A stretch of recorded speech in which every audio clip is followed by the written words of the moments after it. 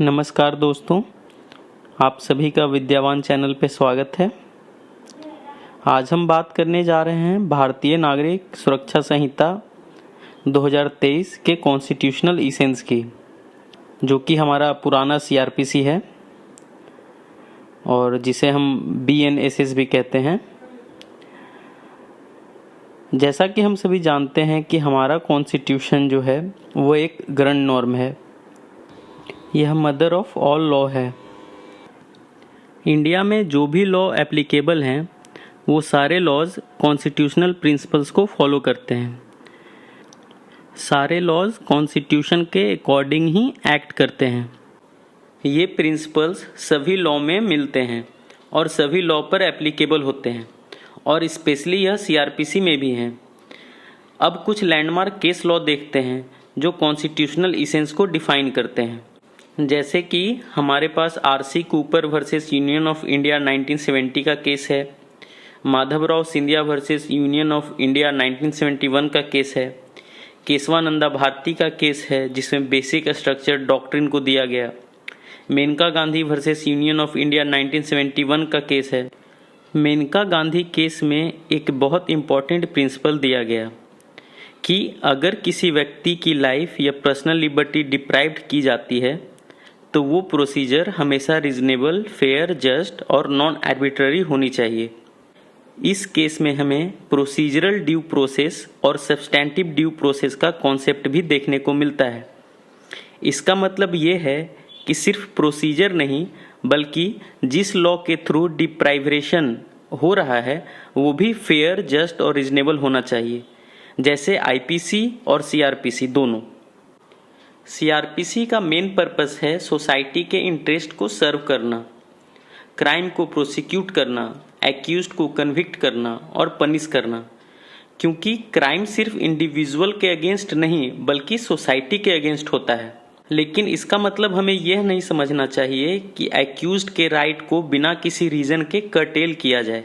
हर curtailment को पास करना होगा नेचुरल जस्टिस, रीजनेबलनेस, फेयरनेस और नॉन आर्बिट्ररीनेस के थ्रू। इसे आप कुछ इस तरह समझिए कि हम एक्यूज्ड को सीआरपीसी के अकॉर्डिंग प्रोसिक्यूट और पनिश तो करेंगे, लेकिन जो तरीका होगा प्रोसिक्यूशन का और उसे एक्यूज्ड को पनिश करने का, वो तरीका हमेशा नेचुरल जस्टिस के अकॉर्डिंग होना चाहिए, रीजनेबल होना चाहिए, फेयर होना चाहिए और नॉन आर्बिट्ररी होना चाहिए। और सीआरपीसी इन सभी कॉन्स्टिट्यूशनल प्रिंसिपल्स को फॉलो करता है। हमारा जो पुराना सीआरपीसी है 1973 का, उसे इन्फोर्स किया गया था 1 अप्रैल 1974 को, जिसे अब हम बीएनएसएस के नाम से जानते हैं। अब हम सीआरपीसी को भारतीय नागरिक सुरक्षा संहिता 2023 के नाम से जानते हैं और यह जो बीएनएसएस है इसे 1 जुलाई 2024 को इन्फोर्स किया गया। अब यहाँ पर इंटरेस्टिंग बात यह है कि सीआरपीसी या जो बीएनएसएस है उसके आने के पहले हमारे पास बहुत सारे कॉन्स्टिट्यूशनल जजमेंट आ चुके थे, जैसे कि RC Cooper, Madhavrao, Kesavananda Bharati case. तो इसलिए सीआरपीसी को, जो कि बीएनएसएस है, को फ्रेम करने वक्त कॉन्स्टिट्यूशनल वैल्यूज का भी ध्यान रखा गया। सीआरपीसी को ओवर द टाइम बहुत बार अमेंड किया गया, जैसे कि 1978, 1980, 1983, 2001, 2005, 2008, 2009, इन सब एक्ट के थ्रू सीआरपीसी को बहुत बार ओवर द टाइम अमेंड किया गया। ये सारे चेंजेस और अमेंडमेंट हमें यह बतलाते हैं कि सीआरपीसी कॉन्स्टेंटली इवॉल्व कर रहा है to bring more explicit safeguard. ये इंश्योर करता है कि सीआरपीसी हमेशा कॉन्स्टिट्यूशनल प्रिंसिपल्स के साथ अलाइन रहेगा। ओवर द टाइम सीआरपीसी में रेस्टोरेटिव जस्टिस का कॉन्सेप्ट भी ऐड किया गया, जैसे कि फॉर एग्जांपल प्ली बार्गेनिंग, जो कि 2005 में ऐड किया गया, मालीमत कमेटी रिपोर्ट 2003 के बाद, जैसे कि सेक्शन 357A, जो कि अब 396 है भारतीय नागरिक सुरक्षा संहिता का, जो कि विक्टिम कंपनसेशन स्कीम की बात करता है।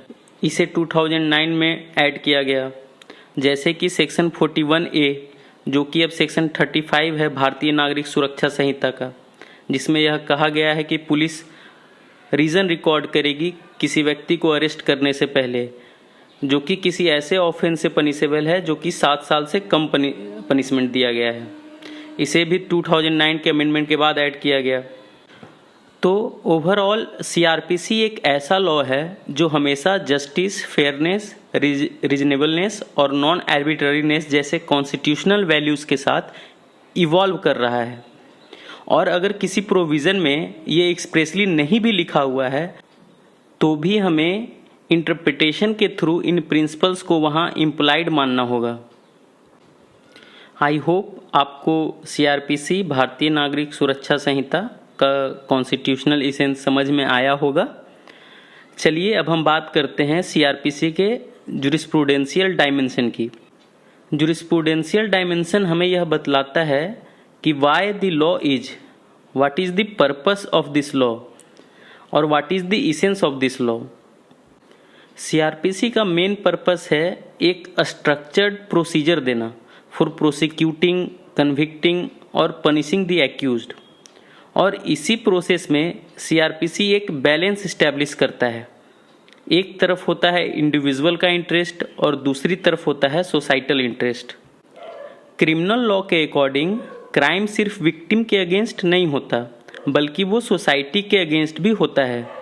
इसलिए क्रिमिनल केस में it is always the state who prosecute the accused, क्योंकि पब्लिक इंटरेस्ट इन्वॉल्व होता है। लेकिन यहाँ एक इम्पॉर्टेंट एस्पेक्ट आता है, एक्यूज्ड का भी फंडामेंटल राइट होता है, जैसे right to life and personal liberty article 21। तो उनके राइट को कर्टेल तो किया जा सकता है, लेकिन सिर्फ एक रीजनेबल, अकाउंटेबल और ट्रांसपेरेंट मैनर में। ये बैलेंसिंग ऑफ इंटरेस्ट ही है जो जुरिस्प्रूडेंशियल इसेंस है सीआरपीसी का। एक तरफ सोसाइटी को प्रोटेक्ट करना है और दूसरी तरफ इंडिविजुअल के राइट को भी रिस्पेक्ट करना है। चाहे बात हो अरेस्ट की, बेल की या इन्वेस्टिगेशन की, ये सारे प्रोसीजर एक तरफ सोसाइटल प्रोटेक्शन के लिए बने हैं और दूसरी तरफ एक्यूज्ड के राइट को सेफगार्ड करने के लिए भी बने हैं। तो सीआरपीसी का इसेंस यह है कि यह एक फेयर बैलेंसिंग एक्ट करता है जहां इंडिविजुअल लिबर्टी और सोशल सेफ्टी दोनों को प्रोटेक्ट किया जाता है। तो ये था सीआरपीसी का जुरिस्प्रूडेंशियल डायमेंशन, जो हमें बताता है कि क्यों लॉ एग्जिस्ट करता है, उसका पर्पस क्या है और किस प्रिंसिपल पर वो बेस्ड है। अगर आपको यह एक्सप्लेनेशन यूजफुल लगा हो तो वीडियो को लाइक करें, कमेंट में अपना फीडबैक दें। Thank you and God bless you all.